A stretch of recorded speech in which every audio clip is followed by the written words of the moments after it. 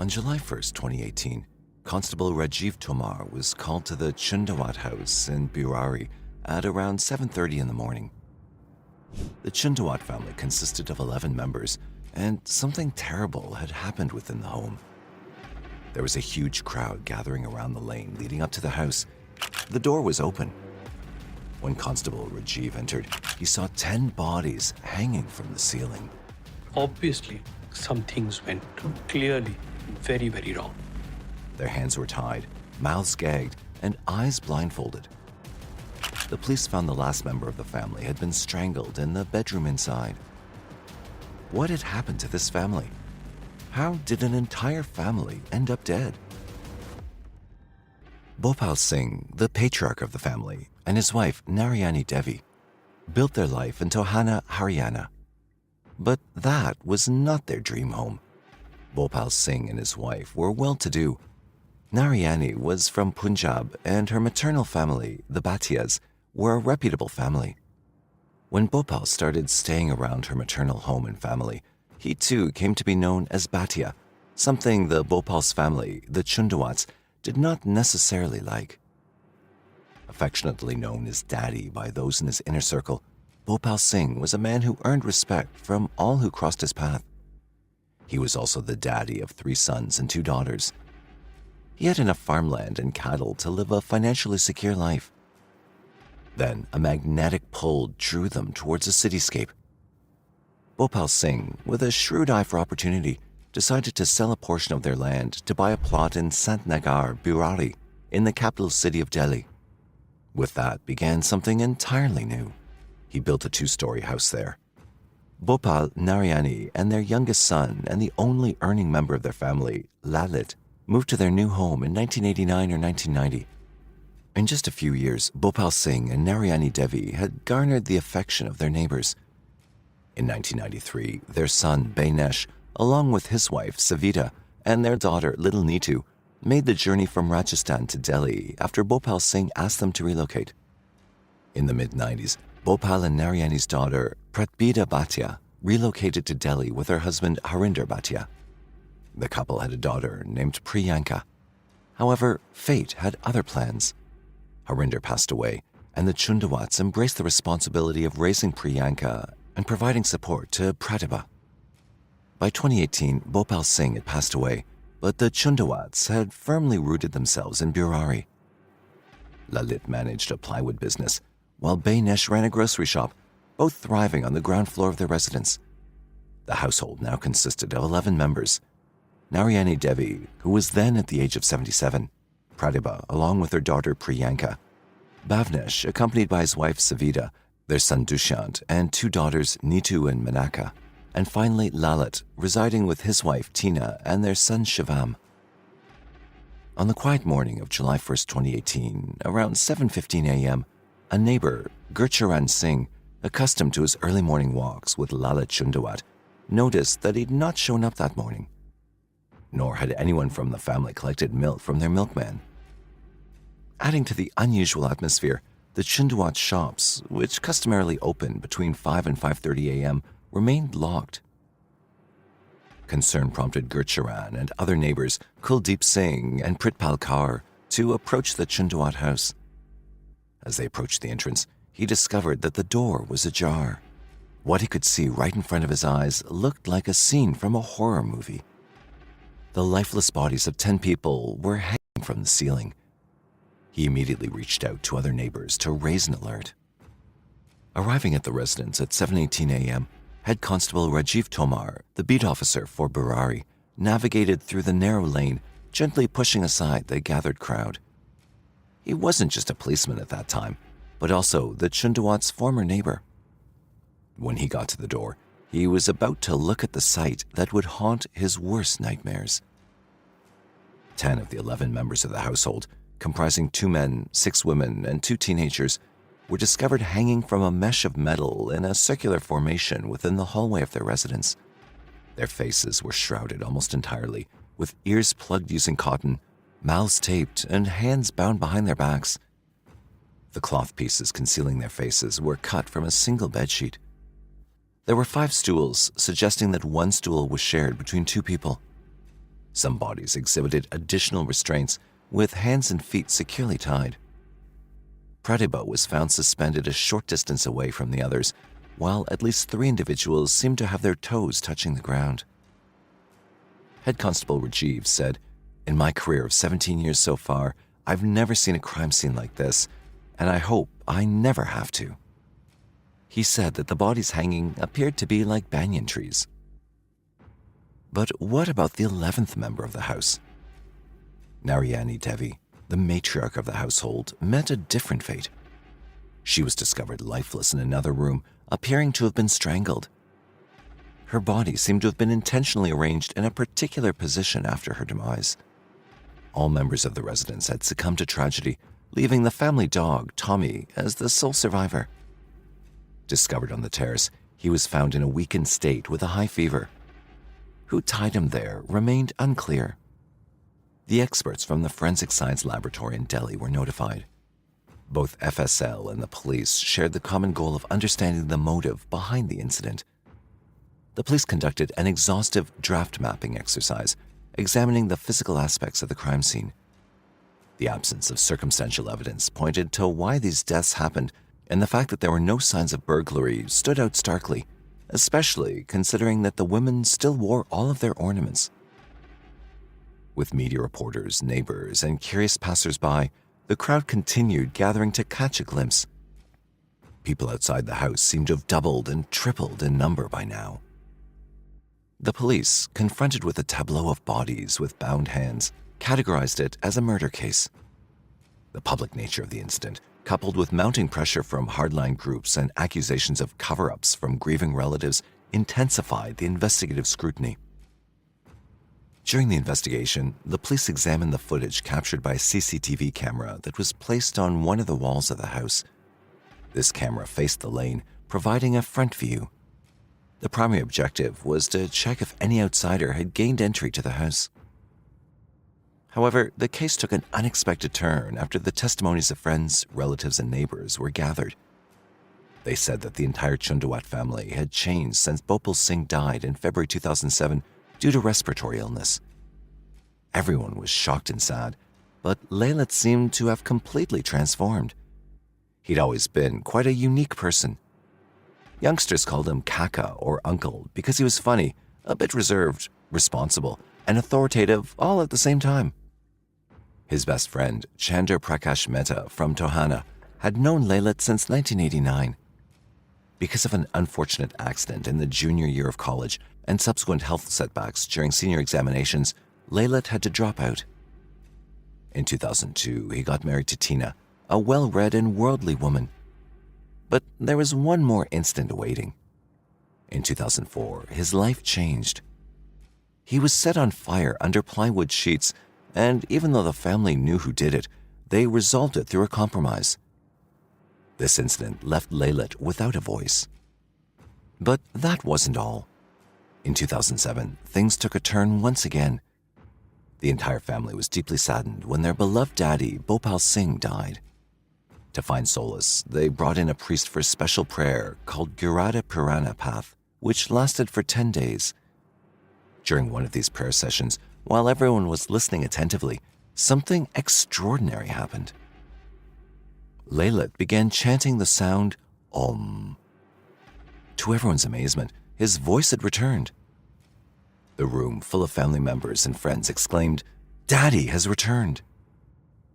In 2008, a neighbor named Naresh Yadav, who often visited Lalit's shop, asked him about this incredible recovery. Lalit shared that Daddy had appeared in his dream, advising him to perform a specific ritual, and that's how his voice returned. Inspired by this spiritual connection, every evening around 9 o'clock, Lalit and Bainesh's kids invited neighbors for communal prayers by announcing, "It's time for Daddy to come."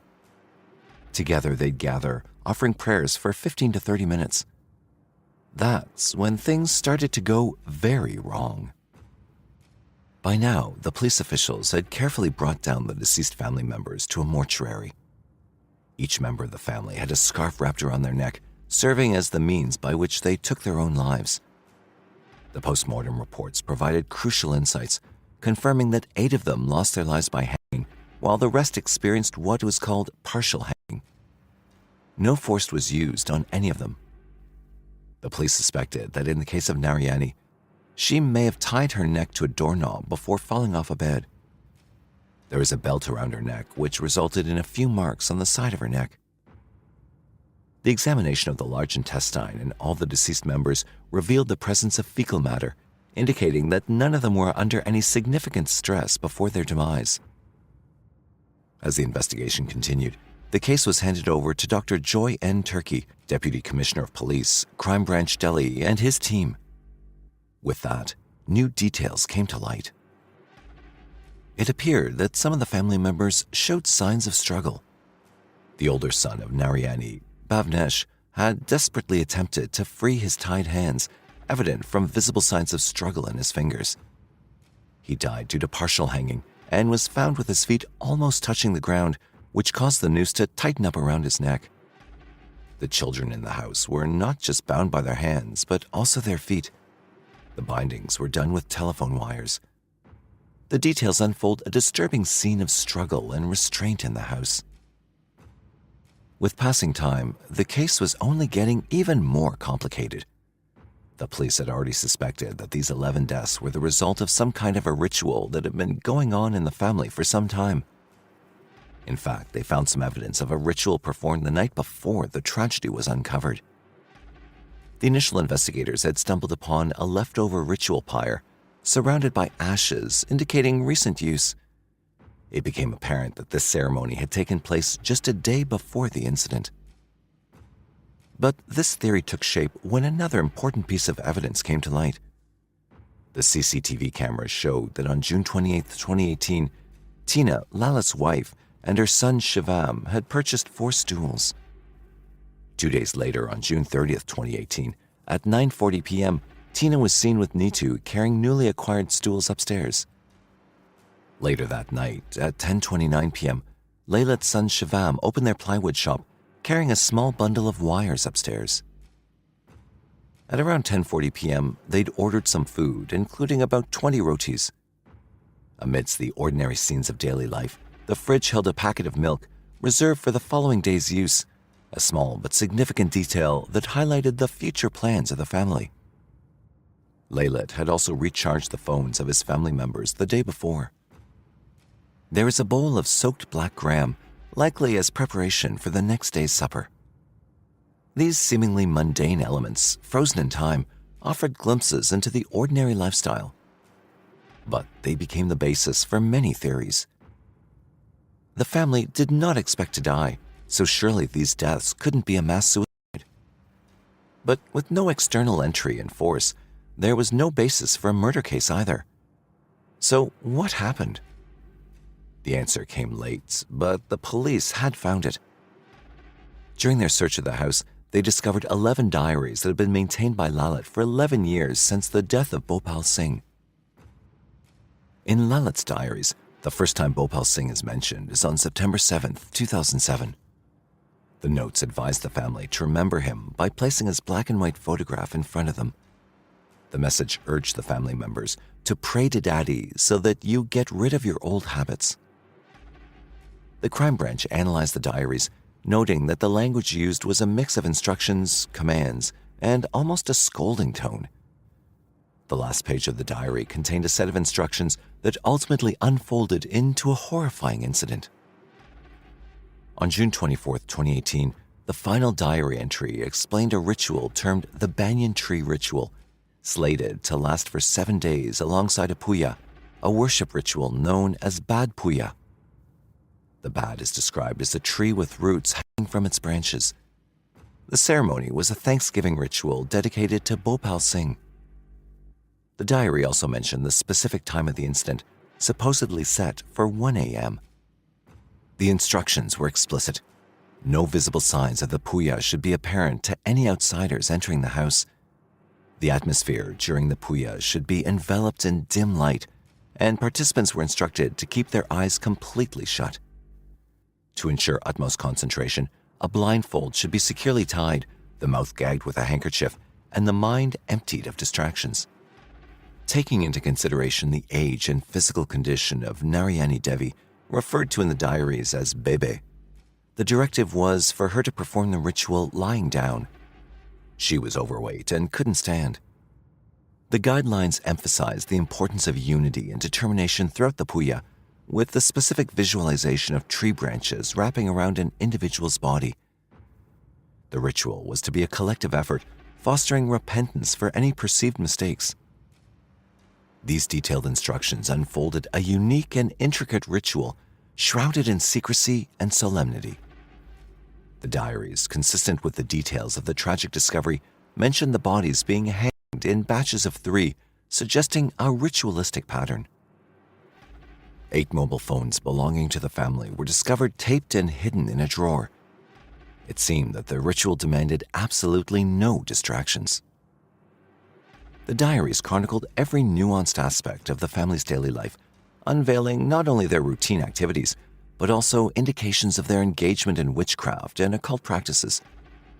The writings hinted at an eerie influence, as if a third party or mystical energy was guiding and controlling the 11 members. This correlation between the diaries and the grim reality added another layer of mystery. Despite efforts by the crime branch to establish contact with individuals possessing religious or spiritual backgrounds connected to the family, their endeavors proved fruitless. However, in the most recent set of diaries, it was clearly highlighted that Lalit had become a savior of the family. Copies of the diaries discovered from the Chundawat's family's house were submitted to Dr. Virendra Singh of the Handwriting Division at the Forensic Science Lab in Delhi. His expertise was sought to identify and analyze the handwriting present in the entries. The analysis report indicated that Priyanka, the daughter of Pratibha, and Netu, the eldest daughter of Bhuvnesh, were the authors.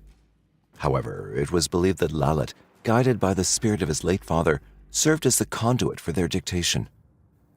This revelation raised suspicions, leading investigators to consider Lalit as the possible mastermind behind the incident.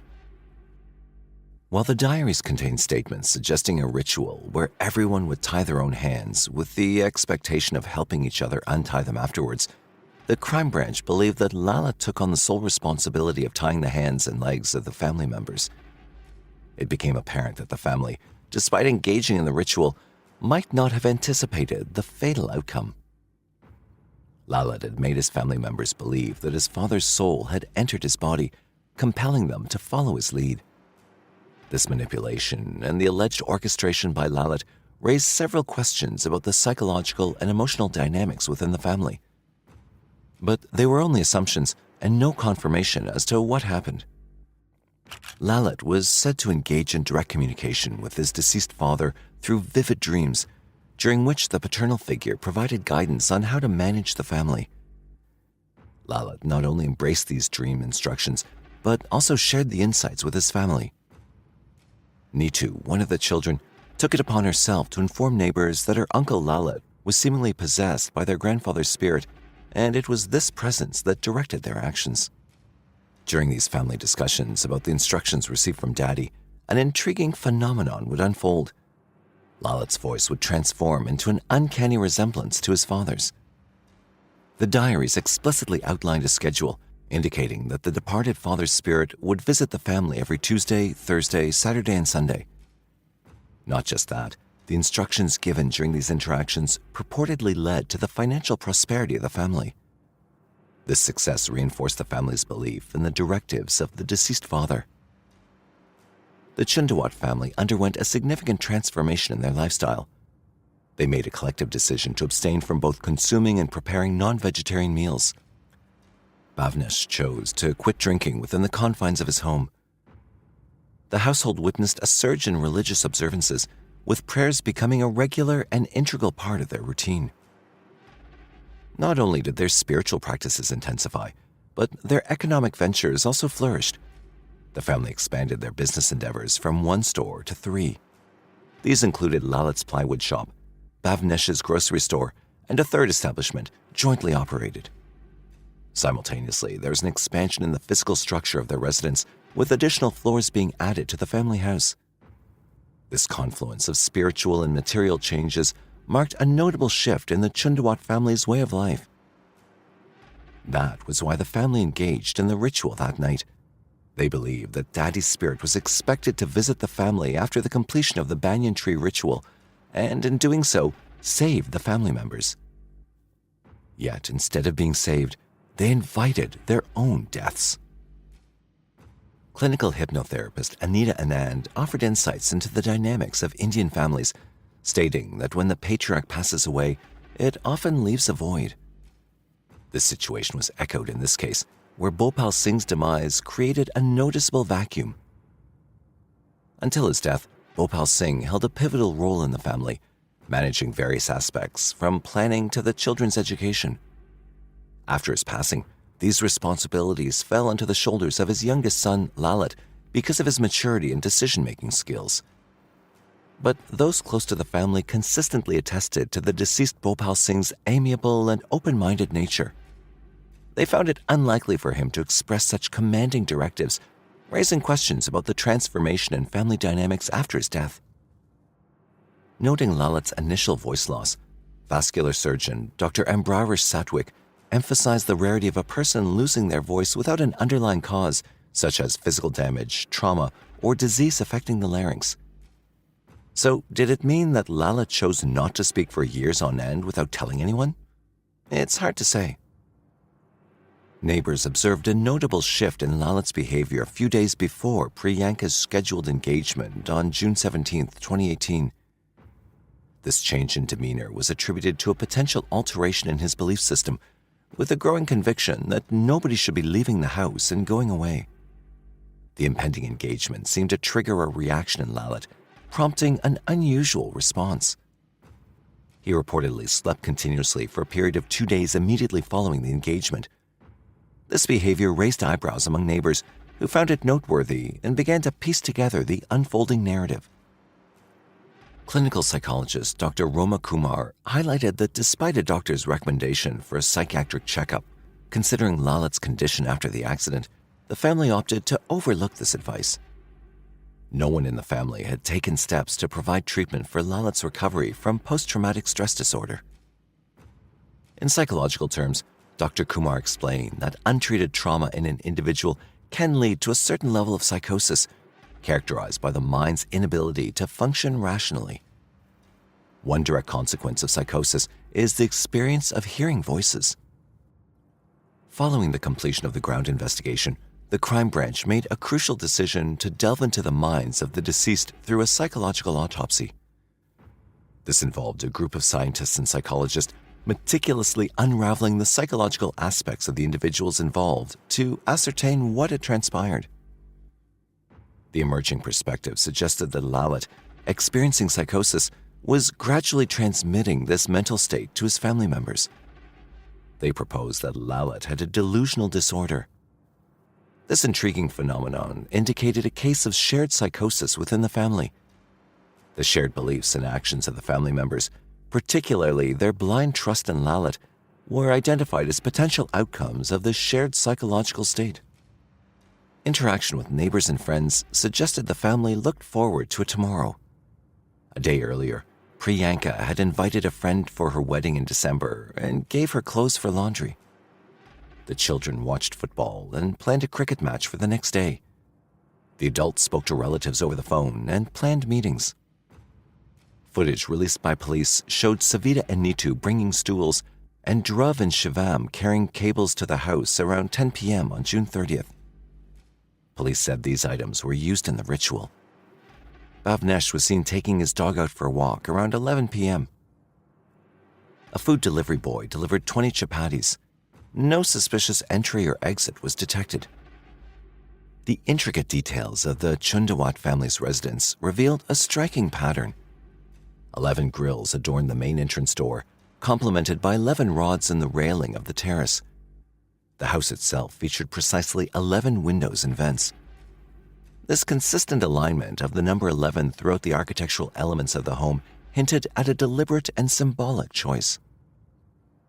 The notion behind this meticulous arrangement was rooted in the belief that the number 11 held profound significance and relevance to the Burari incident.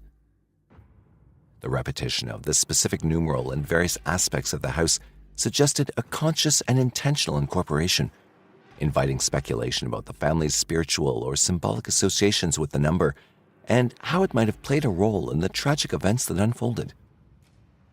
Reporters observed the presence of 11 pipes on one of the bare walls of the Chundawat family's residence. Among these pipes, 7 were oriented facing downwards, while 4 faced straight. Once it was shown in the media, people started drawing their own conclusions. They drew a connection between the number of pipes and the composition of the Bhatia family, emphasizing the symbolism of the 7 females and 4 males who lost their lives. The configuration of the pipes mirrored the manner in which the family had tied themselves to the iron ceiling during the incident. People believed that the pipes were strategically placed to allow the souls of the 11 deceased individuals to escape. However, the person responsible for installing the pipes refuted such claims, staunchly mentioning that the pipes were installed for purposes of light and ventilation. Subsequent to these events, India's federal government took a significant step by releasing the country's first national mental health policy 5 years ago. This policy marked a crucial milestone in addressing mental health concerns at a national level, emphasizing the need for comprehensive strategies and initiatives to support mental health well-being across the population. The well-known Indian journalist Barkha Dutt offered insightful commentary, highlighting a critical aspect that may have contributed to the limited understanding of the case. The reporting of the Burari incident took on a crime drama narrative, potentially sensationalizing the events and overshadowing the nuanced complexities involved. The introduction of elements such as numerology and tantric dimensions further fueled this dramatic portrayal, capturing public attention by potentially distorting the true nature of the tragedy, which was mostly psychological. Dutt's analysis delved into a broader societal issue, asserting that the Burari incident serves as a reflection of the lack of interconnectedness in society. The only surviving member of the family, the dog Tommy, was later said to have been convalescing at Noida's house of stray animals, where he was taken immediately after being rescued. Despite several reports, the elder son of Bhopal and Narayani, Dinesh, still believed that this was a well-planned murder and not a suicide. His reasoning was that if this whole thing was done by Lalit and his wife, then their hands should not have been tied. Faith can provide strength, comfort, and a sense of purpose for individuals. It often plays a significant role in shaping beliefs and guiding actions. Using these very elements, any terrorist outfits mute the rationale of its members by first evoking faith and oneness against the world, and then attempt the unthinkable. But in an institution like family, faith, connection, and oneness naturally rest. In cases of an entire group deciding to die, there's usually an instigator, a member who expresses their wish explicitly to kill themselves. Either the instigator member would like others to join, or others join through their own free will. Even though the Chundawat family was not aiming to die, but to expand happiness and correct the wrong, there is an instigator member in these deaths too, Lalit. It could be said that deeper layers of Lalit's psychosis feared Priyanka's wedding because he was unable to let go of her and leave without the ultimate test of the family. But the rest of the family? Where did their rationale go? The grief of losing Daddy aided in convincing the family that Lalit saw him. The next stage of grief that comes after deniability was never sustained by the family, because there was an option to believe he was never gone. Once deviating from the norm and ensnared in a loop of coping mechanisms, it becomes uncertain when the divergence stops and how much is too much. By the time the investigation of the Burari deaths came to an end, there was evidence, proof, and autopsies piled up in one direction indicating unintentional self-killing, but yet there remains a lot of possibilities. In this case, there are many answers, but there are even more questions.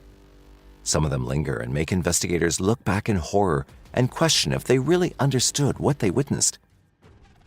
Is there a connection between what happened inside the house, the 11 family members, and 11 pipes on the wall? Why was the main door of the house not locked from the inside? Did Lalit know they would not be rising back? Why were some of the members blindfolded and others not? Please let us know your thoughts in the comment section below.